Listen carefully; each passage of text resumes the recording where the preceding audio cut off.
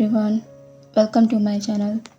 अगर कोई भी चैनल पर नया हो तो प्लीज़ चैनल को सब्सक्राइब और वीडियो को लाइक ज़रूर करना और बताना कि आपको स्टोरी कैसी लग रही है। ठीक है, तो आगे शुरू करते हैं।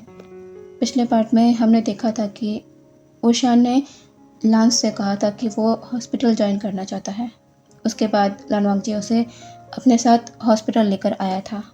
अब आगे देखते हैं। नी हुईशांग ओशान को उसका कैबिन दिखा देने के बाद वहाँ से चला जाता है। ओशान के पास जो पेशेंट की लिस्ट आई है जिन्हें ओशान को जाकर चेक करना है, ओशान गौर से उस लिस्ट को देखने लगता है, एक नाम को, लेकिन उसे वो नाम नहीं मिलता जिसे वो ढूंढ रहा था। और वो ये कैसे एक्सपेक्ट कर सकता है कि उसका नाम इस लिस्ट में होगा।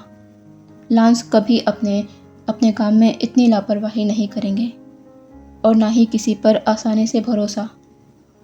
अब वो यहाँ हॉस्पिटल के अंदर पहुँच ही गया है तो उसे ही कुछ करना होगा। ओशान पहले उन सभी पेशेंट के चेकअप के लिए निकल जाता है जिनका नाम उसके पास आया है। इसी में उसे 3 घंटे लग जाते हैं। वो थका हारा अपने कैबिन में आता है। कुछ देर वहाँ रेस्ट करने और अपना लंच कर लेने के बाद ओशान अपने कैबिन से बाहर निकल आता है। तभी रास्ते में उसे नी हुईशांग मिलता है। वो उसे देख कहता है, ओशान, तुम कहाँ जा रहे हो? ओशान कहता है, कहीं नहीं, अभी मेरे पास काम नहीं है तो मैं बस हॉस्पिटल ही घूम रहा था। नी हुईशांग कहता है, अच्छा तो चलो मैं तुम्हें लान हॉस्पिटल दिखाता हूँ, मुझे यहाँ की हर एक जगह पता है। ओशान कहता है, अच्छा तो ठीक है चलो। नी हुईशांग ओशान को पूरा हॉस्पिटल घुमाता है। हॉस्पिटल घूमना तो ओशान के लिए बस एक बहाना था, बल्कि उसका असली मकसद तो कुछ पता लगाना है जिसके बारे में उसे कोई भी सुराग नहीं मिला। आज का दिन बस ऐसे ही निकल जाता है, पर ओशान को बहुत अच्छे से याद है कि नी हुईशांग ने उसे हॉस्पिटल के 5th फ्लोर पर नहीं ले गया है और उसने ये कह दिया कि बस इतना ही हॉस्पिटल स्टाफ और कमरे हैं यहाँ पर। लेकिन ओशान की गट फीलिंग कह रही है कि 5th फ्लोर पर कुछ तो ऐसा है जो छिपा हुआ है और ये कहीं वही तो नहीं जिसके लिए ओशान यहाँ आया है। इसका पता तो वो बाद में लगा कर ही रहेगा। वो अभी से किसी की नज़रों में नहीं आ सकता। ओशान वापस कैबिन में आ जाता है। शाम हो गई है। ओशान घड़ी की ओर देखकर बस यही सोचने लगता है कि मिस्टर लान कब आएंगे उसे लेने, क्या वो उन्हें फ़ोन करे। पर ओशान इस आइडिया को ड्रॉप कर देता है। क्या हुआ अगर मिस्टर लान अपने किसी ज़रूरी काम में व्यस्त हो तो? वो उन्हें डिस्टर्ब नहीं करना चाहता। यही सोच ओशान बस किसी भी तरह अपने समय को काटने का डिसाइड करता है। करीब 1 घंटे बाद ओशान के डोर पर नॉक होता है। ओशान बस कैजुअली कह देता है, कम इन। उसकी नज़र किसी पेपर पर है। इस बात से अनजान की डोर पर खड़ा शख्स उसे ही देख रहा है। ओशान किसी को अंदर ना आता देख डोर की तरफ देखता है और लानवांगजी को वहाँ खड़ा देख ओशान अपने चेयर से उठ जाता है और अपनी चेयरफुल स्माइल के साथ कहता है, आप आ गए। लानवांगजी की धड़कनें जैसे कुछ समय के लिए रुक ही जाती हैं ओशान की इस स्माइल को देखकर। ओशान अपने बैग को लेकर जल्दी से लानवांगजी के पास आ जाता है। लानवांगजी अपने होश में आते हुए कहता है, क्या तुमने ज़्यादा वेट किया? मुझे आने में देर तो नहीं हुई? ओशान कहता है, नहीं मिस्टर लान, आपने देर नहीं की। लानवांगजी कहता है, वो एक ज़रूरी काम के चलते हेड ऑफिस जाना पड़ गया, इसीलिए लेट हो गया। ओशान कहता है, नहीं कोई बात नहीं मिस्टर लान, मुझे कोई परेशानी नहीं हुई। लानवांगजी अपना सर नोट करता है और कहता है, चलें। ओशान हाँ में अपना सर हिला देता है और दोनों हॉस्पिटल से बाहर जाने लगते हैं। ओशान और लानवांगजी अभी कार में हैं। ओशान बार बार लानवांगजी को देख रहा है। उसे ऐसा क्यों लग रहा है मिस्टर लान के चेहरे को देखकर कि वो आज बहुत ही टायर्ड हैं। क्या उनका वर्कलोड ज़्यादा हो गया है? लानवांगजी की नज़र अचानक से ओशान पर जाती है जो उसे ही देख रहा है। लानवांगजी कहता है, क्या हुआ? ओशान अपना सर सामने कर कहता है, नहीं कुछ भी तो नहीं। लानवांगजी फिर कुछ नहीं कहता। दोनों थोड़ी देर में घर पहुंच जाते हैं। लांचरन और लांशचन पहले ही घर आ चुके थे। डिनर के समय लांशचन ने भी नोटिस किया वांगची के चेहरे पर थकान साफ नज़र आ रही है। डिनर के बाद लांशचन ने लानवांगजी से ये बात पूछी भी। वांगजी, क्या हुआ? मुझे तुम कुछ ठीक नहीं नज़र आ रहे। सब कुछ ठीक है ना? क्या कुछ टेंशन वाली बात है? लानवांगजी कहता है, नहीं काका, ऐसा कुछ भी नहीं है। लांशचन कहता है, वांगजी, तुम मुझसे झूठ नहीं कह सकते। बताओ, क्या हुआ है? लानवांगजी थोड़ी देर चुप रहने के बाद कहता है, कुछ नहीं काका, बस पता नहीं क्यों आज सर में थोड़ा सा दर्द है और कुछ भी नहीं। लांशचन कहता है, वांगजी, मैंने तुमसे कितनी बार कहा है कि काम का ज़्यादा प्रेशर मत लिया करो। अब देखो, अपने सर पे दर्द कर लिया है तुमने। लानवांगजी कुछ नहीं कह पाता। लांशचन कहते हैं, अभी जाकर टैबलेट लो और आराम करो, समझे? लानवांगजी अपना सर हाँ में हिलाते हुए कहता है, जी काका, और अपने कमरे की तरफ बढ़ जाता है। लानवांगजी के जाने के थोड़ी देर बाद ही वुशियान कमरे में आता है और वो लानवांगजी को टैबलेट लेते देखता है। वुशियान कमरे के डोर को बंद कर बेड के पास आ जाता है। लानवांगजी ने वुशियान को देखा और वो भी बेड पर आ गया। वुशियान बेड पर बैठ जाता है और एक पिलो को लेकर अपनी गोद पर रख लेता है। लानवांगजी अपना हेड टर्न कर वुशियान को देखता है क्योंकि वो अभी तक लेटा नहीं है सोने के लिए, लेकिन उसने देखा कि वुशियान तो बेड पर बैठा हुआ है। लानवांगजी कहता है, क्या हुआ, तुम सो नहीं रहे कि तुम्हें नींद नहीं आ रही? वुशियान थोड़ा हेजिटेट कर कहता है, नहीं, वो ऐसी बात नहीं है। लानवांगजी अभी भी क्वेश्चनिंग आइज से वुशियान को देख रहा है। वुशियान अपने लैब की तरफ इशारा कर कहता है, क्या आप यहाँ आकर लेट सकते हैं? मैंने नीचे गगा और आपकी बातें सुनी। आपके सर में दर्द है, मैं आपका सर दबा देता हूँ, आप यहाँ आकर लेट जाइए। लानवांगजी को अपने कानों पर यकीन नहीं हुआ और जब उसे समझ आया कि वुशियान ने क्या कहा है तो अचानक ही उसकी दिल की धड़कनें तेज हो गई। वो वुशियान की लैब को देखता है जिसमें वुशियान ने उसके लिए एक पिलो रख रखा है। लानवांगजी अपने लो वॉइस में कहता है, नहीं, तुम परेशान मत हो, मैं ठीक हूँ। मैंने अभी टैबलेट ली है और वैसे भी आज तुम हॉस्पिटल में थे तो तुम भी थक गए होगे, तुम्हें भी आराम की ज़रूरत है, इसलिए तुम सो जाओ, मैं ठीक हूँ। वुशियान कहता है, इसमें परेशानी वाली कोई भी बात नहीं है। वैसे भी आज मेरा पहला दिन था तो मेरे पास ज़्यादा काम नहीं था क्योंकि मेरा अभी कोई भी पेशेंट नहीं है। मैंने बस गगा के कुछ पेशेंट को चेक किया था। बाकी समय मैं कुछ फाइल्स को देखता रहा और आपके आने का इंतज़ार कर रहा था। मैं बिल्कुल ठीक हूँ, मेरा यकीन कीजिए। मैंने कार के अंदर भी नोटिस किया था आपके चेहरे की थकान को, इसीलिए। लानवांगजी कहता है, इसकी ज़रूरत नहीं, पर वुशियान बीच में ही कहता है, प्लीज़ आकर यहाँ लेट जाइए, मैं ये करना चाहता हूँ। वुशियान के आखिरी सेंटेंस ने लानवांगजी को पूरी तरह चुप करा दिया था। वो अब वुशियान को मना नहीं कर पाता और अपनी जगह से उठकर वुशियान के पास आ जाता है और धीरे से अपना सर वुशियान की लैब पर रख लेट जाता है। लेटे हुए वो वुशियान को देखता है।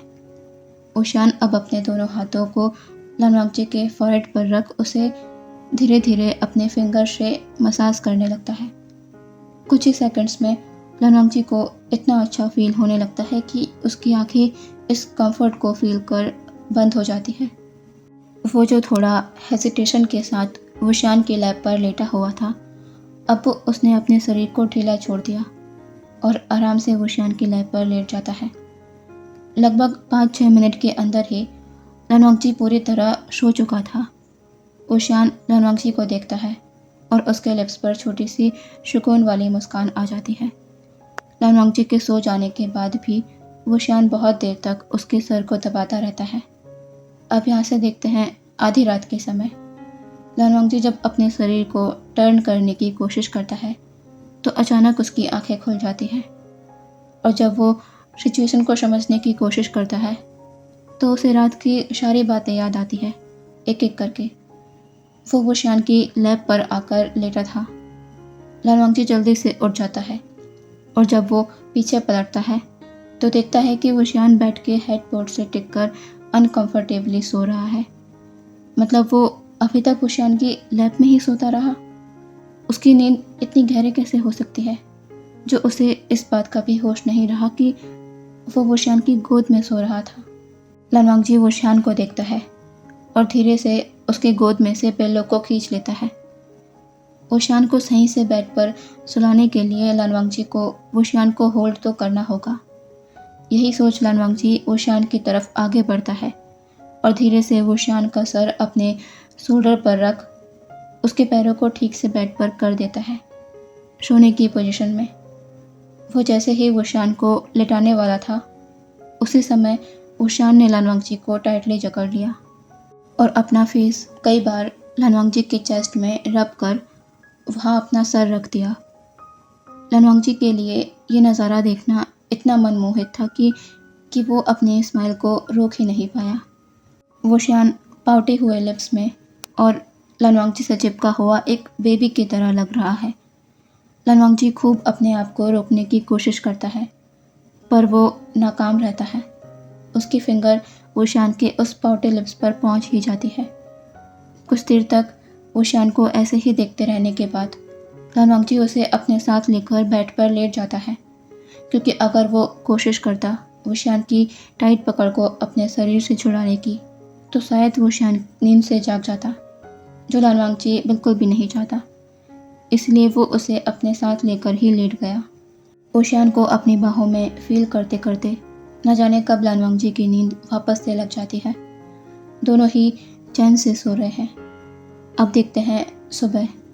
वुशियान धीरे धीरे अपनी आंखों को खोलता है और आंखें खुलते ही उसे अपने सामने जैसे अंधेरा सा नज़र आता है और भी कुछ उसे फील होता है, किसी की मजबूत पकड़ अपने शरीर पर। वुशियान जब अपनी नज़रें ऊपर करता है तो अपने अल्फ़ा के स्लीपिंग फेस पर वुशियान की नज़र रुक जाती है। अब उसे समझ आता है वो अपने अल्फ़ा की मजबूत बाहों की गिरफ्त में है। वुशियान बिना हिले डुले ऐसे ही लेटे लेटे अपने अल्फ़ा के हैंडसम फेस को निहारने लगता है, बहुत देर तक, तब तक जब तक लानवांगजी के चेहरे पर शिकन नहीं आ जाती, क्योंकि वो नींद से जाग रहा है। वुशियान अपनी नज़रें झुका लेता है। लानवांगजी बिल्कुल हैरान नहीं होता वुशियान को अपनी बाहों में पाकर। उसे अच्छे से याद है कि उसने ही वुशियान को बेड पर लेटाया था और वो उससे लिपट गया था। लानवांगजी धीरे से अपने हाथ को वुशियान से दूर करता है। वुशियान अब लानवांगजी से छूटकर बेड पर उठकर बैठ जाता है। लानवांगजी इससे शॉक होता है। क्या वुशियान जागा हुआ था? वो अपनी सफाई देते हुए कहता है, वो कल तुम बेड पर टिक कर ही सो गए थे, तो मैं तुम्हें ठीक से बेड पर लेटाना। वुशियान लानवांगजी की बातों को समझ रहा था। वो कहता है, कोई बात नहीं। अब आपका सर दर्द कैसा है? क्या अभी भी दर्द हो रहा है? लानवांगजी कहता है, नहीं, अब दर्द नहीं है, थैंक यू। वुशियान बस अपना सर नोट कर देता है। लानवांगजी जागने में आज भी लेट हो गया, तो वो जल्दी से शावर लेने चला जाता है। उसके बाद वुशियान भी अपने हॉस्पिटल जाने के लिए रेडी हो जाता है। ब्रेकफास्ट के बाद लानशचन लानवांगजी से पूछते हैं कि अब उसका सर दर्द ठीक है कि नहीं। लानशचन ने नोटिस किया कि इस पर लानवांगजी के एयर पिंक हो गए और वो बस यही कहता है कि अब वो ठीक है। लानशचन शायद कुछ समझ गए थे, इसलिए वो आगे लानवांगजी से और कोई सवाल नहीं करते। वुशियान के आते ही लानवांगजी उसे लेकर पहले हॉस्पिटल के लिए जाता है और फिर उसे वहां ड्रॉप कर पुलिस स्टेशन के लिए निकल जाता है। आज वुशियान हॉस्पिटल में आते ही अपने उस काम पर लग जाता है जो सोचकर वो यहाँ आया था। हेड सर्जन के दिए सभी केसेस को निपटाने के बाद वुशियान अभी 5th फ्लोर पर खड़ा हुआ है, जो बिल्कुल खाली है। यहाँ कोई भी नहीं। वुशियान एक एक करके वहाँ के सभी हॉस्पिटल रूम्स को चेक करने लगता है। स्टार्टिंग के सभी रूम्स उसे खाली ही मिलते हैं। वहाँ कोई भी पेशेंट नहीं था, ना ही कोई मेडिकल इंस्ट्रूमेंट और मशीन्स। वुशियान को लगता है शायद उसका सोचना गलत था कि वो यहाँ पर होगा। वोशियान वहाँ से जाने ही लगता है। तभी वोशियान के कानों में मशीनों का साउंड आता है। ये सुन वोशियान तुरंत अपनी जगह से पलटता है और उसकी नज़र एक रूम की तरफ जाती है जो सबसे अलग थलग लग रहा था। वोशियान ना चाहते हुए भी अपने कदमों को उस रूम की तरफ करने से नहीं रोक पाता। वो डोर खोलकर जैसे ही उस रूम में एंटर करता है तो बेड पर लेटे शख्स को देखकर वोशियान अपनी ही जगह पर जम जाता है। वो धीरे धीरे कदमों से बेड पर लेटे शख्स के पास आकर खड़ा हो गया है। ये वही है जिसे वो ढूंढ रहा है, जिसके लिए वो यहाँ आया है। वोशियान जल्दी से आगे बढ़कर उस इंसान को चेक करने लगता है। वो पर्सन ढेरों मशीनों से घिरा हुआ है। उसकी आंखें बंद है, मुंह पर ऑक्सीजन मास्क है। वोशियान उसे चेक ही कर रहा था तभी उस रूम का डोर खुलता है। इस साउंड को सुन वोशियान के हाथ जगह पर ही रुक जाते हैं और आंखें शॉक में बड़ी बड़ी हो गई थी। वो धीरे से पलटकर पीछे देखता है जहाँ पर ने मिंगजू, 2 डॉक्टर्स और साथ में लांशचन और लांचरन हैं। लांचरन कहते हैं, वोशियान तुम यहाँ क्या कर रहे हो? वोशियान अपने अंदर के घबराए एक्सप्रेशन को चेहरे पर शो नहीं होने देता और अपने आप को बिल्कुल नॉर्मल दिखाते हुए कहता है, अंकल, गागा, आप यहाँ? वो मैं हॉस्पिटल का चक्कर लगा रहा था, तभी मैं इस फ्लोर पर पहुँचा। यहाँ के सभी रूम्स खाली थे, लेकिन ये एक ही पेशेंट यहाँ पर है, तो मैं इन्हें चेक करने लगा। पर ये एक ही इंसान इस फ्लोर पर क्यों है? लांचरन कहते हैं, इस केस में पुलिस का इन्वॉल्वमेंट है, इसलिए इसे सबसे अलग थलग रखा गया है। यहाँ पर किसी का भी आना मना है। बस डॉक्टर्स और पुलिस डिपार्टमेंट का ऑफिसर, इनके अलावा यहाँ कोई नहीं आ सकता। वोशियान कहता है, ओ आई एम सॉरी अंकल, मुझे पता नहीं था कि यहाँ आना मना है। लांसजन कहते हैं, वोशियान तुम्हें सॉरी कहने की ज़रूरत नहीं।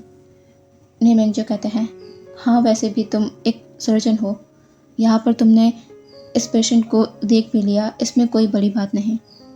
वोशियान कहता है, थैंक यू। ये पेशेंट बेहोश है, इसे होश नहीं आया अभी तक।